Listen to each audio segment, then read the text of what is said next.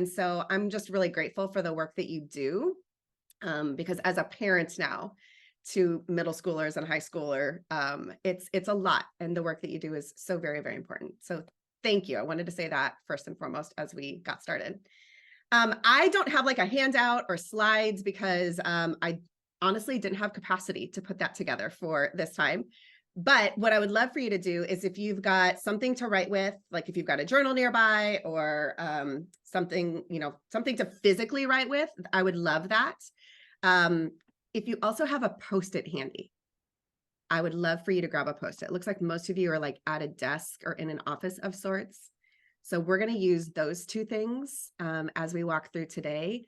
And our the 45 minutes or so that we have together is going to go really fast. So I would also encourage you, if you would like turn your cell phones off or flip them over, shut down stuff, because I know that the distractions are never ending. But I want us to be here now together and shutting down those things that will pop up or be a temptation, I think would be a good way for us to practice some wholeness together in and of itself. So I'm really passionate about leadership.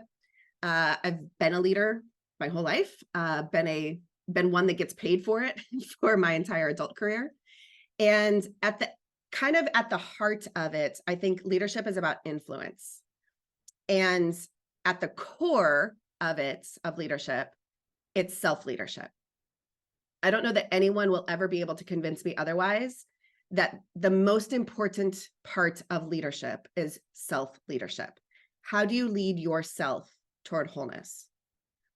And what's tricky about that is that that's not what you get paid to do, or that's not what somebody necessarily will hold you accountable to, but it is at the heart, at the core, at the center of how all of your leadership will flow. And some of that is because you can't take people to places that you aren't willing to go yourself or you haven't gone yourself. Part of that is because everything that is within is emerging out of you and influences how you interact with people, how you make decisions, how you respond to emails, the tone that you have, the emotions, how you manage those emotions, the way that you take time off or not. And so really for the last 15, 20 years, I have been on a personal journey because of really great guides in my own life that have helped me figure out, how do I lead myself toward my whole self? I believe that you are the most important person that you will ever lead. You're probably also the most difficult person you will ever lead. So we're going to camp out in those truths and in that starting point for us today. Leadership is about influence, but at the core, it's about your self-leadership. And you are the most important person you will ever lead. I think that self-leadership starts as an inside job.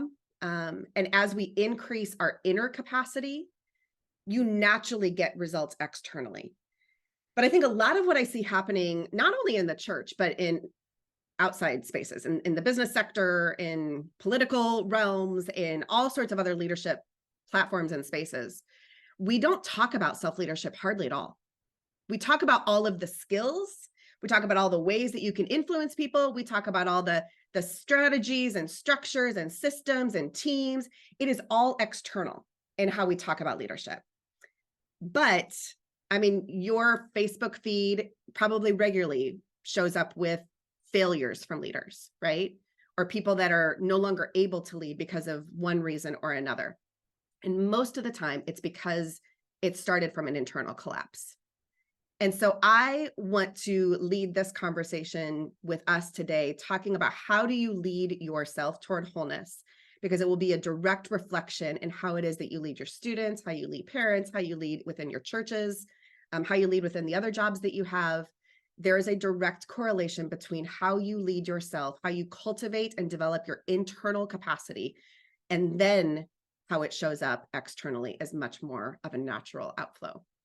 So in our time together today, I saw a lot of your names pop up in my email as you took the wholeness quiz. We're going to share some of what we've learned through our wholeness assessment, which is a more complete version. That our wholeness assessment is 120 questions. So the quiz that you took is kind of a taster of that.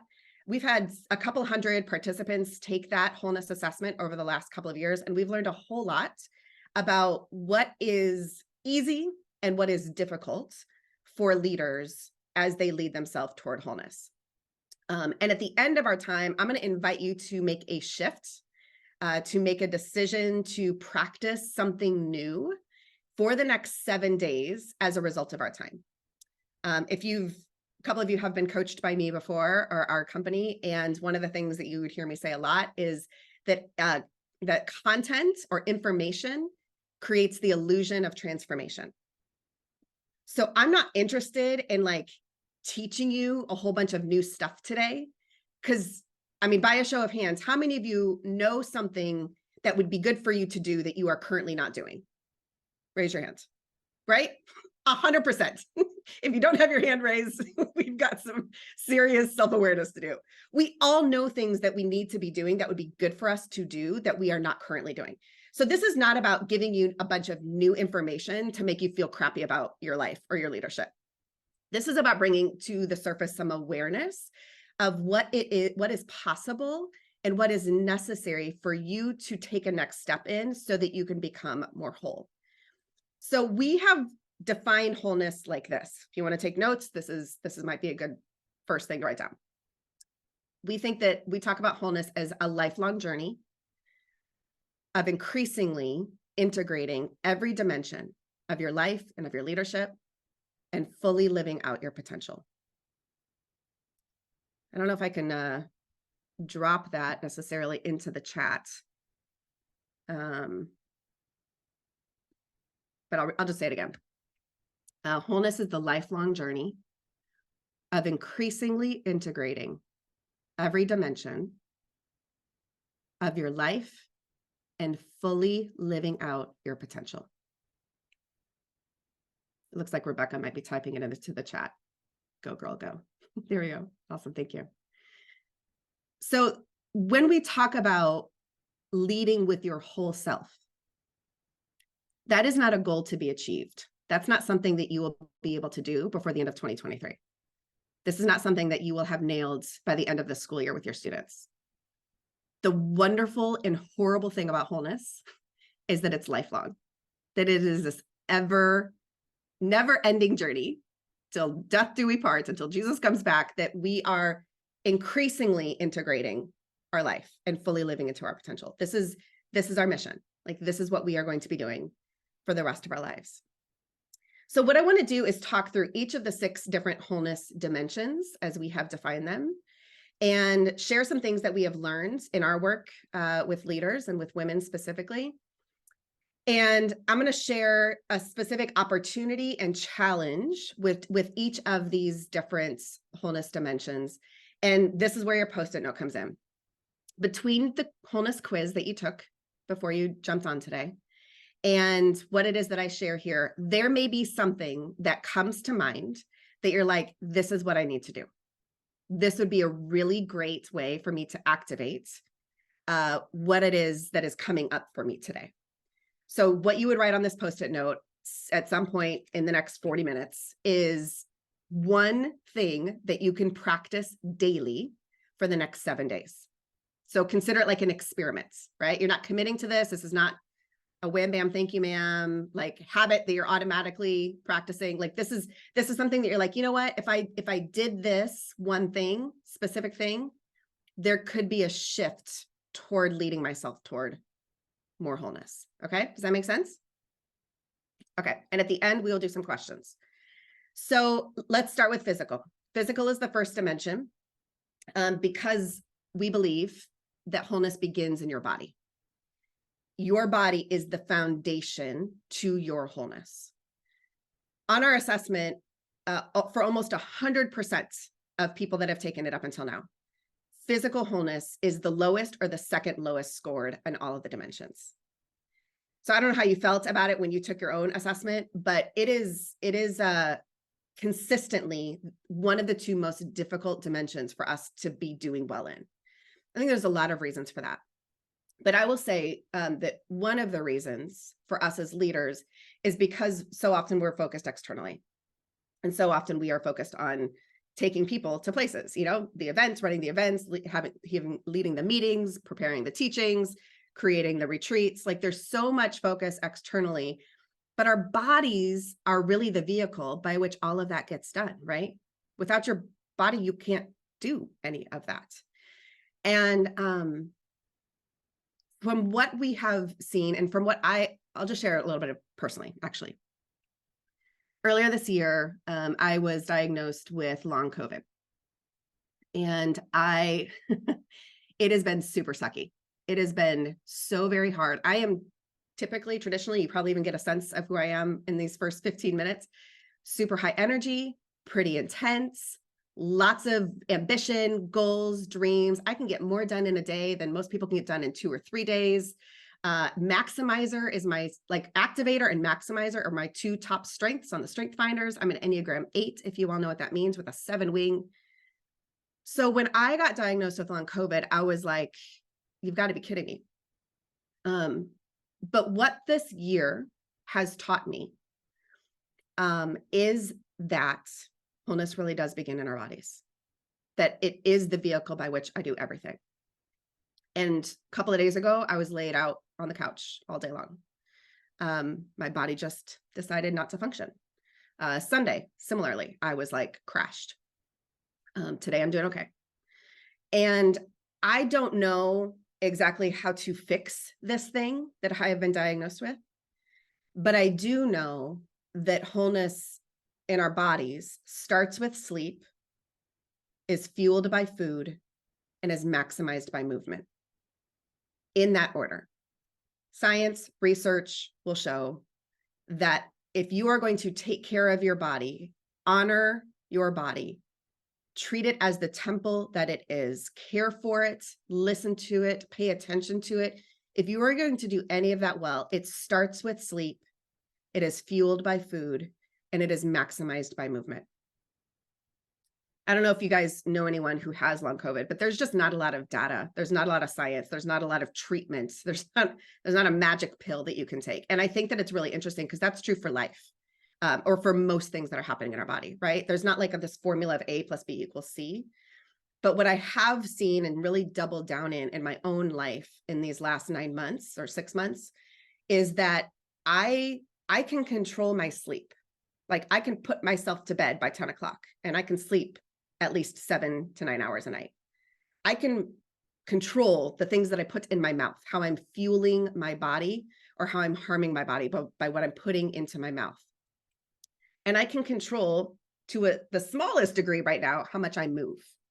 I can't work out nearly to the degree that I normally do. Working out is like everything. I love it. And I've not been able to do hardly any of it in a lot of these up and down roller coasters in the last 6 months. So that's why it's in that order. Sleep is the foundation for all of the things.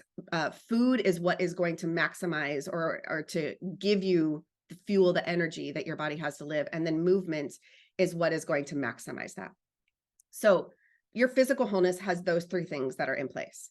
I think the opportunity for us as leaders is that your body is a temple to honor, to listen to love, not to ignore or starve or beat into submission or pretend like it doesn't exist.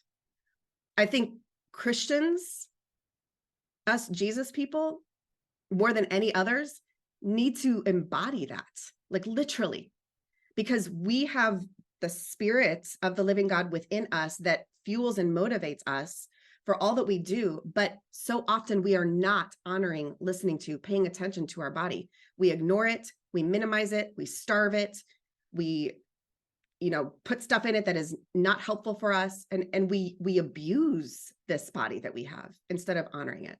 So I think that's the opportunity for us, is to shift our relationship with our bodies. The challenge is that when your body is not working, everything else suffers, because your body is this vehicle by which you do everything. I mean, I know I am embodying right now in ways that I have never before, that everything else is like, there is a domino effect of suffering that is happening in my life in leadership because my body is not operating to the capacity that it needs to. And so we start with physical because it is the foundation to our wholeness. Second wholeness dimension is emotional. So we're going from like what literally is life sustaining to what creates the most meaning for us. Emotional is the second dimension, and we describe our emotional wholeness as really the glue that guards your heart and gives you fullness of life. I grew up in the church. My dad was actually a pastor for a lot of years. But I was very explicitly taught the message that our emotions were not to be trusted and they were not real. That I could trust my thoughts and that my thoughts were the most important thing, and that's how I needed to make decisions and govern my life and, all of that. But my heart was deceitful above all else. And so therefore, like, I could not trust my emotions. I could not name them, honor them, listen to them, pay attention to them. So what that did was created a very emotionally stunted human being. Me. I've spent a lot of time in therapy in the work of reconnecting my body and my emotions to one another, to be able to connect what I am feeling and how that is playing itself out in my life. The research shows that we are actually primarily emotional beings who have rational thoughts, not the other way around. That we are primarily emotional beings. We make our decisions emotionally most of the time. We are filled with emotions, and we are not rational beings at the heart of it all. But our emotions are not necessarily true. We talk about emotions not as positive or negative, right or wrong, good or bad, but emotions are data, and our emotions are revealing what is really going on for us. On average, Brene Brown, I don't know if y'all are Brene Brown fans. We call her our patron saint in my company because she has done such incredible work around helping leaders to engage themselves emotionally. And one of the findings of her research is that the average human being can only identify 3 emotions in themselves and others in real time. So in the chat, any guesses on what the 3 emotions are that humans can identify in themselves and others in real time? I'm going to open the chat so I can see your guesses. Happy, sad, and angry, Dawn. Anger, happy, sadness, Anna. Winner, winner, chicken dinner. Absolutely. Have y'all seen the movie Inside Out? Those are 3 of the emotions that are in there. What I find really interesting about the happy, sad, and angry is that those are literally the emotions that we teach toddlers to articulate, right? Like when my kids were little, those were the first 3 emotions that we taught them to say. How are you feeling? I'm happy. I'm sad. I'm mad. Great. But guess what? We're not 4 anymore. We are grown humans. But for the average adults, we can only identify those 3. Like we have stopped emotionally growing at this age. However, the number one indicator of a person's emotional intelligence and their success is their emotional intelligence. It's the number one indicator of success is your emotional intelligence. And I bet if we took a couple minutes, if we had some time, you could do this afterwards if you wanted. If you can think back to a time where like you got in trouble, or somebody called you out or held you accountable for something that you didn't do quite well, or maybe your spouse, like you got put in the doghouse for a second. Probably a lot of those times it's connected to something emotionally that you were not connected to. And so the opportunity for us in our emotional wholeness is to increase our emotional intelligence, because it will increase your emotional or your leadership effectiveness exponentially. Unlike cognitive intelligence, or like, see, this is part of the long COVID deal. I got some brain fog every now and then. What's it called? Like your IQ. Thank you. There you go. So your IQ and your EQ. Your IQ is pretty set. Your EQ is not. You can develop it. So that's the opportunity, is you have all the potential in the world to develop your EQ so that you become more emotionally whole. The challenge, I think, for all of us, and this is literally work that I have been proactively doing for the last decade since getting back in therapy, because I was so stunted as a child in my emotional intelligence. The challenge for us is to name your emotions in real time. So I don't know if any of you have like seen a feelings wheel. That's a great resource to pull out. During COVID especially, we had the feelings wheel printed on our fridge, And when we were all like just going sideways and wackadoo emotionally, we would lead ourselves back to the fridge and be like, all right, name 5 emotions that you're feeling right now. Name 3 emotions that you're feeling right now. What's the biggest feeling that you're feeling right now? That feelings wheel is so helpful. Also, pro tip, amazing to use with students, like my own children who are your students' ages. So I think that's the challenge that we have, is how can you name your emotions in real time? The third wholeness dimension is mental. So we describe our mental wholeness as the mindset focus that propels you to achieve your goals faster. This is about your thoughts. Research shows that on average, human beings have somewhere between 60 and 80,000 thoughts every day. It's a lot of thoughts. So right now you're having a lot of thoughts about me, about what I'm wearing, about how my hair looks, about other people that are on the chat, and maybe somebody you were hoping to be here today, or about things you have to get done after. You're hearing me, but there are probably a dozen other thoughts that are kind of percolating in the background simultaneously. Out of the 60 to 80,000 thoughts that you're having every single day, about 80+% are subconscious, unconscious, repetitive, and negative. How you like them apples? That's like some real dark crap.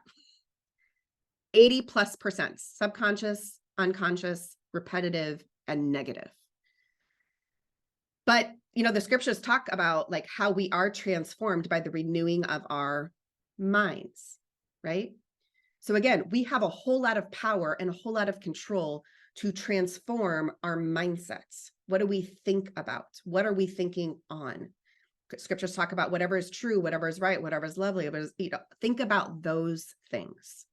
So that's the opportunity for us, is to take every thought captive, to be transformed by the renewing of our mind, to pay attention to those thoughts.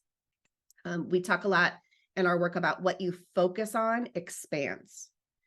So catching yourself in repetitive cycles of negativity, like this will never work. This parent always is like that. My husband never does this for me. Our world is like going to hell in a handbasket. Like everything is dark and terrible. When you start having those thoughts, focusing on them expands them. You are training your brain literally to continue to think about those thoughts. So the challenge is to retrain our brains. One very small, specific, practical idea in terms of shifting your mindset and focusing your thoughts differently is to disconnect every single day from work. That is an incredible way for you to promote your mental wholeness. Disconnect every single day from work. I work from home. This is my office, AKA our global headquarters. And I like to talk about it. That's my bedroom behind this door. That's my living room over there. My office, my work is literally embedded into the heart of my home. And I would say, probably for all of you, you would say that your work is embedded into like almost your DNA, right? Like you live it, you breathe it, you love it. And so there have to be very distinctive actions and practices to disconnect daily from our work. For me, it means literally shutting down my laptop, putting my keyboard underneath my laptop. I push my chair in, I turn off the computer, I turn off the lights. I put everything away as a practice, as a way to tell my brain, we are done here. Does that always work in terms of like my brain shutting off? No, it doesn't. But it is literally a practice. It's a physical action to allow my brain to start to catch up with the fact that I'm disconnecting from my work. So that's mental wholeness. So much more in all these dimensions, but just giving you a little taster. Fourth dimension is relational. So this is all about the sisters and the brothers. They're going to help you fly and anchor you, both ends. I believe to my core that we belong together and we belong to one another. And I think in the last several years, within the church, within our country, that is like punctuated, highlighted, exclamated, maybe more than ever, because there's so much disconnection, because there's so many reasons for us to not be connected, not belong to one another. but I believe that we belong to one another and we are better together. In our wholeness assessment, we ask a whole bunch of questions around our relationships and how people help you fly or anchor you. But there are a number of questions that are connected around conflict. And the reason why conflict is connected to this relational wholeness dimension is because conflict is the way to deeper connection. That you cannot have a deep relationship with someone without conflict. Now, by a show of hands, how many of you all love conflict? Love it. Oh, Rebecca. Hello, Enneagram 8. I am also an 8, but I don't love it because of, again, how I was raised. Conflict was very scary for me growing up. It was very volatile. It felt very intense. And there was always a winner and a loser with conflict. So I learned that conflict was to be avoided. But particularly for leaders, we have to grow in our ability to manage conflict because conflict is everywhere. Whether you're talking about negotiating a budget or whether or not this kid needs to go home at a retreat because of a certain behavior, or conflict with a parent because they want X and you need Y. You have conflict because you've been out too many nights per week and your spouse is not having it and you are done. We have to grow in our ability to manage conflict because it is everywhere. But conflict also requires vulnerability. And I think that's the other thing that as leaders, we need to really grow in our ability to do, is to be vulnerable. Vulnerability is described, again, by our patron saint, Brene Brown. She talks about vulnerability reflects or is our most accurate measure of courage. And that I can get behind. Vulnerability historically has scared me to death. It's like run, run, run. That's super scary. It shows weakness. I'm going to get destroyed if I am vulnerable, especially as a leader, right? Like we have to be strong and tough and know all the answers and do all the things. But I have been learning how incredibly powerful and beautiful vulnerability actually is. It is the most accurate measure of courage for me. How I show up vulnerably in my relationships that are safe, that are most meaningful to me, reveals the amount of courage that I have within me. So I think the opportunity for us is to practice vulnerability with those that we are in closest belonging to. That connection creates that belonging and it lowers loneliness. You know, there's literally the Surgeon General of the United States of America has called what is happening in our country an epidemic of loneliness. That people are more connected virtually like this, y'all, online, on all the social apps. We're more connected to everything ever before. But there's so much loneliness that is in people's lives. Connection is the opportunity. It creates belonging. It deepens belonging. It allows that loneliness factor to go down. And leaders, you need this just as much as anyone else. And I hear way too many leaders talk about how lonely they are, how alone they feel. Those are two different things, a loneliness and aloneness. But the opportunity is for you to connect, to find belonging with people who are safe to be able to hold that vulnerability for you. So that's the opportunity. I think the challenge is in regards to conflict, and that is have the difficult conversation.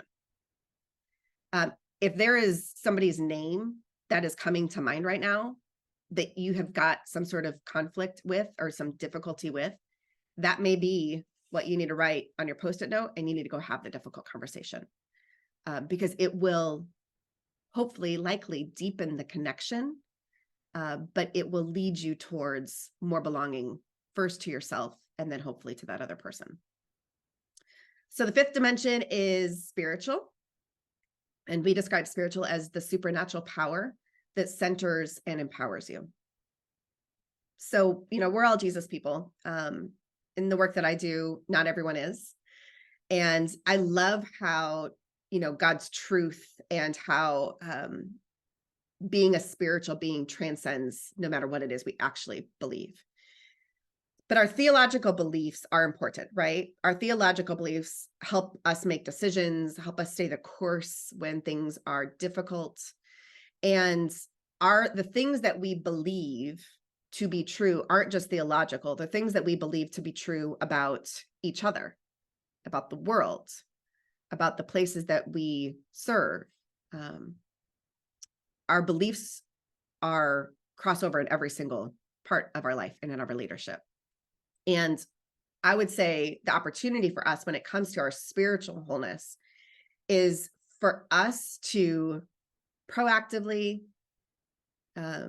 deliberately practice things, anything that helps you to experience the presence and the pleasure of God in your life.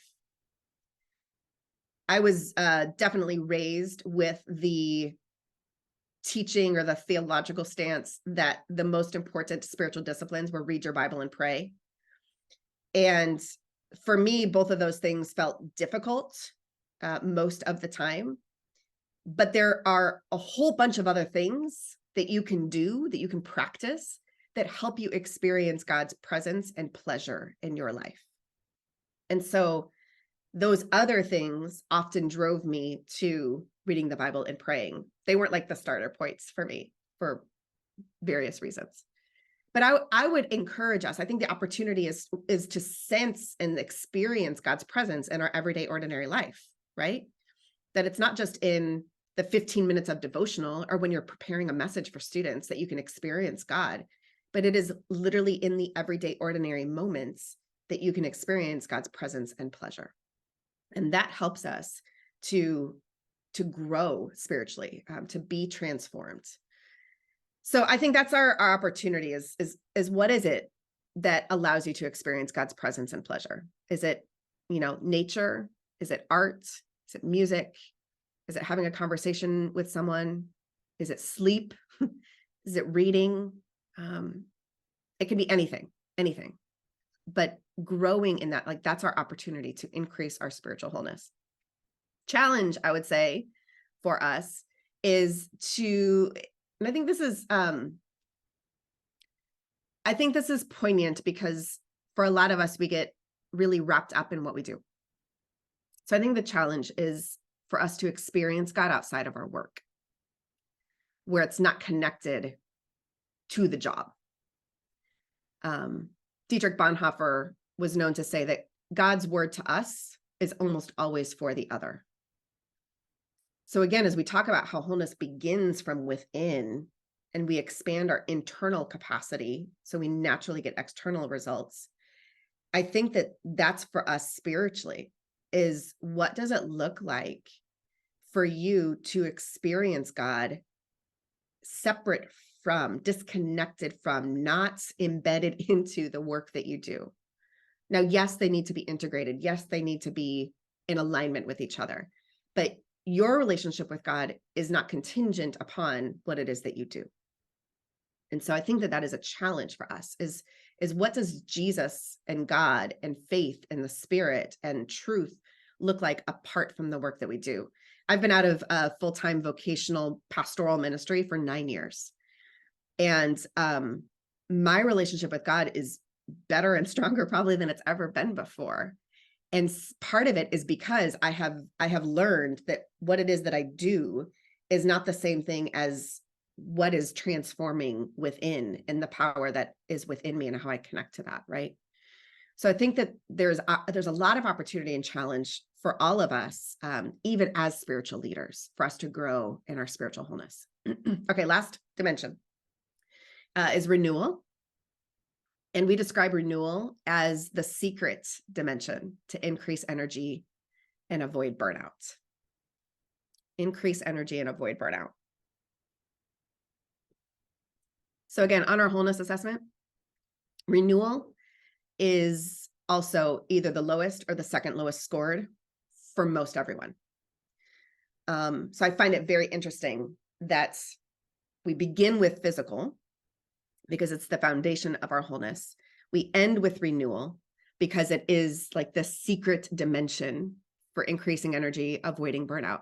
Those two that bookend our wholeness journeys are typically the two lowest scored for most every person. I think the opportunity when it comes to our renewal is the truth that energy is expandable. And for all of us, time, there's a lot of talk and a lot of training, a lot of focus around time management. And I'm a fan. I like it. I'm good at time management. I'm a maximizer. So like as much as I can smash into a 60 seconds, like I'm good. I love that. But time is the only equitable resource on the entire planet.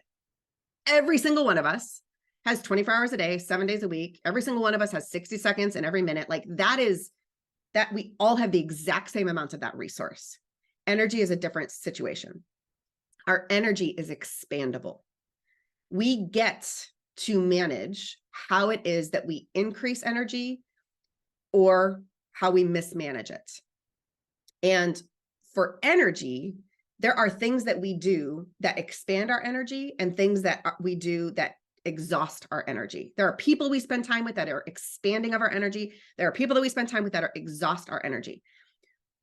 Our renewal is really connected to how it is that we manage our energy. We actually have a free resource. I can find it and link it in a minute here after we wrap up, that I'd love to share with you all to just help you walk through like identifying who and what exhausts and energizes you, because you can grow it, right? Like how many of you have ever like had a really exhausting day and then met some friends for dinner and you walked out of dinner 2 hours later and had so much more energy than before you went into that dinner? Has anybody ever experienced something like that before? Yeah.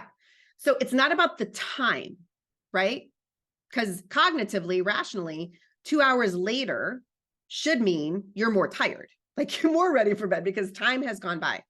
But what has happened is you expanded your energy because of who you spent time with and how they shifted that for you internally. So as leaders, I think we have to be very conscious of how it is that we manage our energy and expand it so that we can increase wholeness in this dimension. On the flip side, we're avoiding burnout, right? There's a lot of talk right now, especially in the last few years, around burnout and how pervasive it is, especially in the helping professions. Stress is killing us, literally. Research, data, studies are all pointing to how incredibly damaging and catastrophic unprocessed stress is within us. So the challenge here with stress is that stress is either metastasized or metabolized within your body. There are two options for stress. We all experience a significant amount of stress in our jobs, in our families, in the world events that are taking place. Stress is everywhere. So it's not about even just managing the stress. It's about how it is that we process it. So there's a book by the Nagoski sisters, Amelia and what's the other one's name? I forget. The Nagoski sisters, they wrote a book called Burnout, The Secret to Unlocking the Stress Cycle. And I think this is required reading, especially for women. The book was geared towards women, but it is very apropos for men as well. And they said, they revealed that like the quickest way for you to unlock the stress cycle and allow stress to metabolize in your body versus metastasize within your body is to move your body at an elevated heart rate for at least 20 to 60 minutes every single day. If you are not doing that, stress is metastasizing within you, and it shows up physically, emotionally, mentally, relationally, spiritually, because all 6 of these dimensions are interconnected. They speak to one another, right?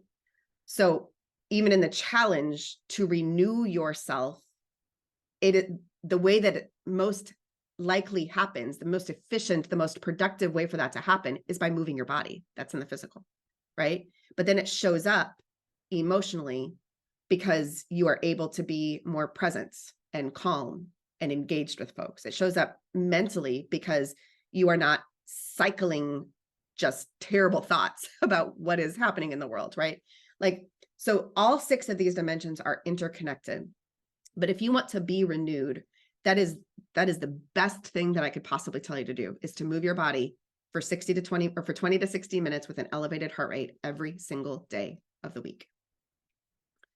So I know Rebecca wanted to give you all some time to answer some questions. I think I would wrap with this thought. Wholeness is lifelong. So everything that I just said right now could feel very overwhelming. Like, oh my gosh, there's so much work to be done, right? There's so many things that I could do better that I'm on the struggle bus with. And it's true. It's true. Because this journey that we're on is lifelong and it requires our whole self. So this is where your Post-it note comes in again. There may be one thing that's like low-hanging fruit, something that is a quick win, that if you did this for the next 7 days, you could do a little trajectory shift and bump your wholeness one degree more than it is today. But wholeness requires your participation. Autopilot is not an option if you want to lead yourself toward your whole self. It doesn't automatically happen. It requires your active participation to actually get there. So on that note, I would love to hear what you're writing on your Post-it notes, because again, today is not a learning day, it's an activation day. I don't know what you signed up for, but that's what you actually signed up for, is to do something different, because learning something new isn't going to get you anywhere. All right, Rebecca. No, thank you. We have some time for Q&A, so pop questions into the chat. You can unmute yourself if you want to ask them. One thought I kept having through all of those was seasons of leadership that I was not healthy, that I thought I was hiding it. And in hindsight, how when these fell apart for me, my ministry fell apart. And we think we can just tough it out. We think no one's noticing. We're doing all the programming things right. We're doing it all. But this does show up in really powerful ways. And the other thought was how much it's connected to, I love when science and scripture are just like, guard your heart. You have 80, you have all of these negative thoughts, there's scripture backs up so much of this. And God designed us to live in wholeness. And so I just think that's beautiful, and that comes together. So I'd love to know, what do you want to talk more about? What questions do you have? Are there things that you're wrestling with or want clarity on? It's a small enough group that I'd love to just have a discussion.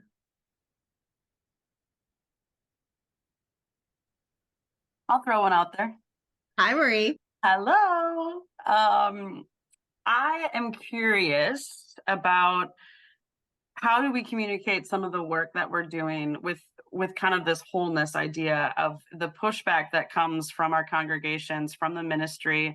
Youth ministry is constantly go, go, go. We have to constantly have, some sort of that, the idea that there has to be events that we as youth directors, youth pastors, that we have to get all the kids, we have to have numbers. And we are in a world where some of us are in really fragile spaces. And oftentimes the church does not allow to be in those fragile spaces because we have to kind of produce something. So how do we kind of implement this with those that we're working with, but also model this for our students? And so just an example that I was thinking of while you were speaking is we had this big event planned for our churches to come together for youth, and we didn't have enough of the registrations to really make it the event it needed to be. And so we canceled it. And as we all know, like that word cancel, anything youth, it's like, oh, this is a failure, this is wrong. So I'm curious of what your thoughts are on how do we implement this into not just ourselves, but into our ministries and kind of lay the land out for our students, our parents, our staff, our volunteers to create more of this of it's okay to not do all the things. It's okay that youth ministry looks different. We hear all the time, we want to have the Sunday school like we did in 1972. We won't, right? So how do we implement some of the things you're speaking of into a space that all of us can lean into? It's so good. Oh my gosh, Marie, you also that was like a softball of like 15 things. So I'm not going to do it justice. There's layers, right? It's really, that's a complicated thing. That's probably a series of conversations. I think I would first circle back to the beginning of what I said around that you are the most important person that you're going to lead. If you are leading yourself well, those conversations are way less scary and way less intimidating, and other people have way less power over you because you can have those conversations from this well-watered garden, from this anchored soul, from this place of centeredness, right? Versus frantic, people-pleasing, meet all of the expectations, which is impossible. Like all of the external things, like it changes, right? So I think I would just take it back there first, is knowing that like your own self-leadership is going to move in, how it's going to inform how it is that you move into those conversations. More practically, there's so much research, again, that's out there about how exhausted and stressed and tired and worn out kids are, parents are, families are. I mean, it's non-debatable. Like, it is so prevalent how bad like so many of us are doing. So I think that we have an opportunity in the church to like anchor us back into truths of like, okay, how do we be in the world but not of the world? How do we not contribute to these problems? How do we actually help kids to have better mental health and rest in space, right? Like my kids, like I told you, 6th grade, 8th grade, 9th grade. My 8th grade daughter was talking about how a lot of her friends don't go to bed until 12 or 1 o'clock every night. And I'm like, literally, I know, biologically speaking, teenagers during puberty, you need as much sleep as a toddler does, 10 to 12 hours a night. There's no way they're getting even 6 hours of sleep or 7 hours of sleep if they're going to bed at that time. But then there's like this cycle that we perpetuate of like, do more things, be busier, fill up the calendar. And it's creating like this crazy frantic culture, right? So our family is like anti all of those things. Like, you're in bed by 9, you are getting 10 hours of sleep on the weekends. We like disconnect. Our kids are not going everywhere.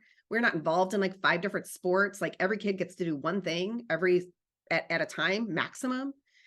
And so I think that there is an element of like, how do we help churches, families understand kind of more of that meta conversation and not contribute to the anxiety of that busyness equates to wholeness, because it's often the antithesis of it. So I think there's some meta conversations. I think that there's some cultural conversations around like, what kind of culture are we actually wanting to produce here? I think there's some really personal conversations about like, what is it that you're doing and how is it contributing to essentially discipleship, right? Or like becoming the fullness of who God's created us to be, John 10:10 kind of stuff. And then there's like just the individual choices that you make. So again, like Marie, that you asked a ginormous question, but I think those are the kinds of conversations that aren't just a one-time deal because you canceled an event because you didn't have the numbers, but they're ongoing conversations about what are the kinds of people that we want to be? What is it that we want to produce? Are we producing the fruit of the Spirit, or are we producing anxiety and exhaustion and worn out? I mean, that's literally like our culture, our assessment reveals it too, for leaders, for women that want to do this well. It's not happening. So we've got to do some things different in order to get some different results. Does that help at all? Or did I just muddy the waters? Helped a lot. Okay. And muddied the waters. It's complicated, right? I mean, it's not a formula. It's not a 1, 2, 3. And it's certainly not something that like you can solve overnight. These are bigger conversations and like trajectory shifting, culturally shifting conversations, which is again why I go back to like, it starts with you.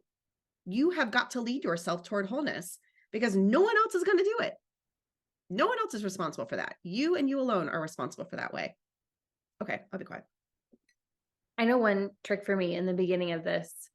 My personality is just I like to work. I want to be at everything. I just want to show up in that way. And so switching to this was really difficult for me. And one trick was putting it on the calendar and saying, I have an appointment at that time. And I can't tell you how freeing it was when I realized that I didn't have to tell anybody that the appointment was with myself to actually spend time in the Word on my own. But I could prioritize that the same that I would prioritize a meeting with somebody else. And that was really the first steps into actually integrating this into my life, because when you're going from running 100 miles an hour Yeah. to backing up to this point, it takes really practical things like that. Yes. What you schedule becomes what you do. And so, Mhm. yeah, I mean, treating that is just as important as meeting with your senior pastor or planning your next sermon. Absolutely. Great. Tana had a great question about where can you learn more. This is such a quick overview and in a great overview, but April's done so much work on each of these dimensions of wholeness. And so that link is in the chat. So I'd encourage you to check that out. Are there any final questions, things that you want to discuss? Pushback, challenge. I love a good challenge. Disagreement.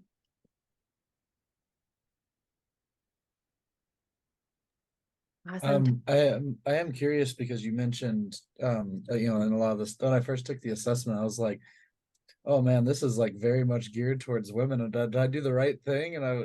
You mentioned some of the differences maybe, and I'd be curious to see, like, from different things you've seen or from the work that you've done, what maybe are those things, like for me as a male leader, that I should maybe be more cognizant of, just because of whatever. Yeah. I would say, so our wholeness assessment, we have a version that's for men, and it's literally the same one. We just changed pronouns for the most part, or changed a couple of words that made it inclusive for men. Our work is focused on women specifically, but we do a lot of work with men. So yes, Hunter, you're smart enough to have picked up on that. But my experience has shown me that it applies to all of us. It's not gender specific. I would say the thing that makes it more unique for you as a man is that you have more privilege than women. And so you have more power and people will listen to you more than the women that are in your world. So I think there is more work for men to do because of that privilege and power that is just given to you by nature of our culture. And that's an opportunity and a challenge simultaneously. So I would say paying attention to what those places are, for you to give away that power and to pay attention to your privilege and have the women in your world speak into that. I think that that's a really good place to pay attention to. Great, super helpful. Thank you. Yeah, you're welcome. Thanks for asking the question. Yeah, Tom, I love your Post-it note. Absolutely. It's really beautiful. So I would say for Tom, your Post-it note, and for anyone else's, the higher degree of specificity, the higher degree of probability. So like taking out time for myself for longer periods of time, like specifically, what does that look like? Days of the week, hours in the day. Tana, same thing for you, like walk more. What does that mean? Like if you're walking right now, like 1 day a week, or you're like 3 days a week for at least 20 minutes. The specificity of what you could do for the next 7 days on your Post-it note, the higher degree of specificity, the higher degree of probability that you'll actually do it, and that it will become a shift that could take place beyond 7 days. Yeah. Our brains respond better to that. Great. Well, thank you all for joining us today. Thank you, April, for sharing. I'm really excited to see what God can do through our willingness to engage in life the way it was created to be lived, the way we were designed to live, and how that impacts our leadership. So again, the link for next month is in the chat. I hope you'll join us as we talk about how do we love and care for challenging kids well in those really hard moments. I know I'm not alone when there's a kid that walks in and you're like, oh, it's going to be a rough night. How do we do that better? And how do we steward that responsibility better? That's in the chat. There's also a link to a survey. I would just love to know how this lands with you. If there's topics that would serve you well, if there's speakers you want to hear from, we always want to craft these to best serve you. So take some time to do that as well. I would love to just pray for us quick and send us on our way. Father, I thank you so much for this time. I thank you how you have designed us to lead well. And I pray that as we take these bits of truth, that you would stir in our hearts what you're specifically calling us to, what you want to reveal to us. I pray that we would walk closely with you and that it would show up in our leadership. Thank you for April and for her wisdom and insight. Go before each one of us today. In Jesus' name, amen. Thank you so much.